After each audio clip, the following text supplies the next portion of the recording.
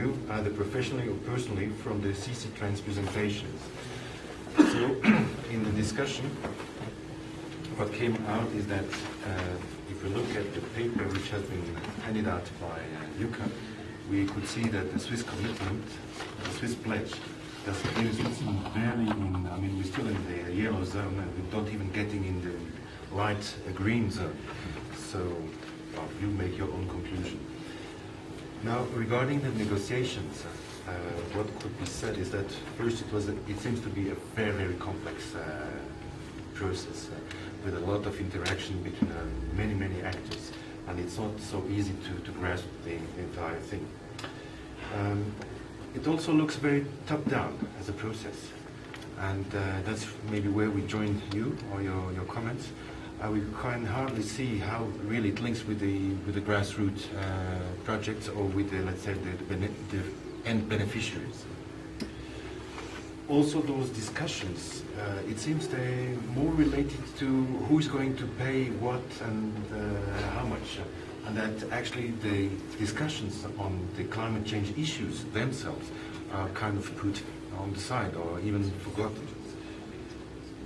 And still, we can see that during those negotiations, during these processes, there is strong opposition and north-south opposition.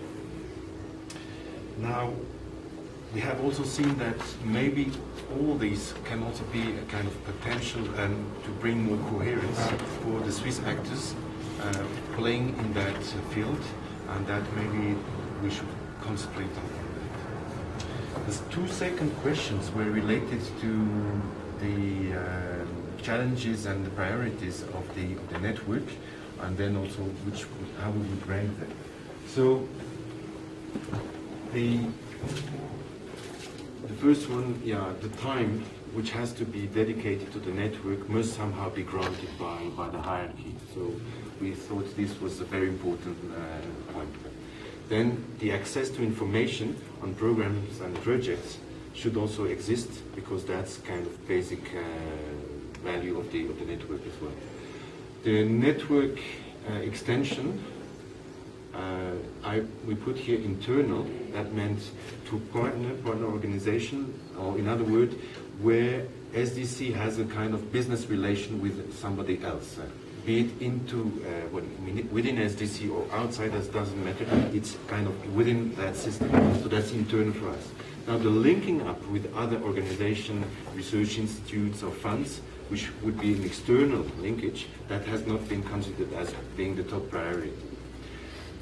The drafting of the indicators for 0.5%, I mean, to allow the accountability of the use of funds has been found extremely important. And we have been discussing the fact that if we compare it to the water indicators, still in the 0.5 process, these ones are very much related to outputs. So for the climate change, we should, of course, have for outputs, but also for outcomes. Then we have spoken this morning about the missing colleagues, missing in action colleagues.